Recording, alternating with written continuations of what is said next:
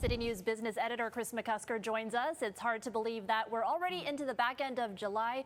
My goodness, and while the summer heat is on, consumer spending could be cooling down, Kris. Yes, and this is coming, Erica, from the Canadian Chamber of Commerce, expecting a slowdown in consumer spending as we get closer to the end of the year. So this comes from Chief Economist Stephen Tapp. He says consumer spending remains strong in the second quarter, but it turned a corner after the Bank of Canada ended its pause on interest rate hikes. So this could mean people will noticeably cut back on discretionary purchases as we get closer to December.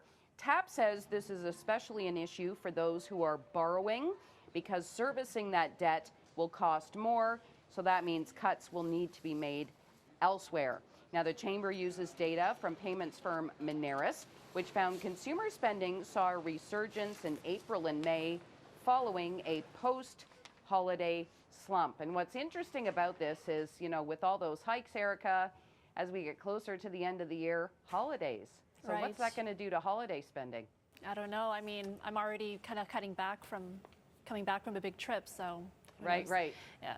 It was a good day overall for the Dow, but a down day for a couple of big companies.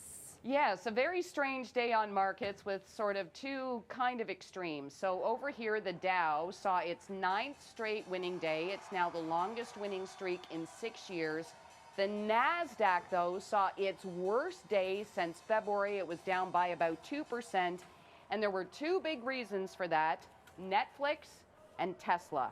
So shares in Netflix had the worst day this year after the company reported earnings. Now, it did see a big bounce in subscribers, suggesting that crackdown on password sharing is having the desired effect.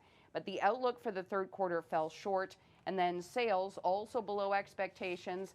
Now, shares in Tesla saw the worst day in months after the electric car maker reported earnings. And one concern for investors here: the lowest operating income since 2021 as vehicle profit margins slumped because of price cuts on some cars. And we also heard Elon Musk talking in the conference call yesterday that there could be further cuts. This has many investors maybe questioning the stock's valuation, with shares in Tesla up by more than 100% year to date. And finally, movie theaters will be packed this weekend with two blockbusters premiering at the same time. Now, I have to ask, do you have interest in either of these? I do. Actually, my friends wanted me to do a double feature, but I can only go for one because Oppenheimer, I think, is 3 hours long. So that's my limit.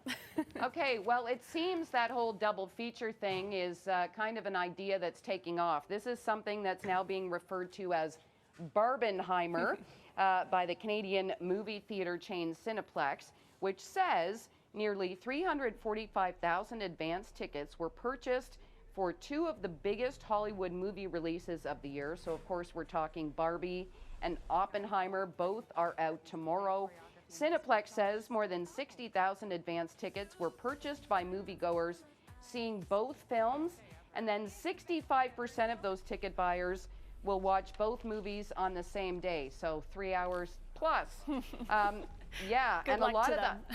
a lot of the hype around Barbie means that some of the collectibles, the dolls and such, are becoming much more valuable, much more scarce. There's one collector from Bradford, Natasha Philpott, and she says vintage Barbie dolls are pricier than they were before we started talking about this movie. Goodness. So maybe go through your boxes and your storage. Yeah, I have old Barbies for sure. Okay, thanks, Kris. That's City News business editor Kris McCusker.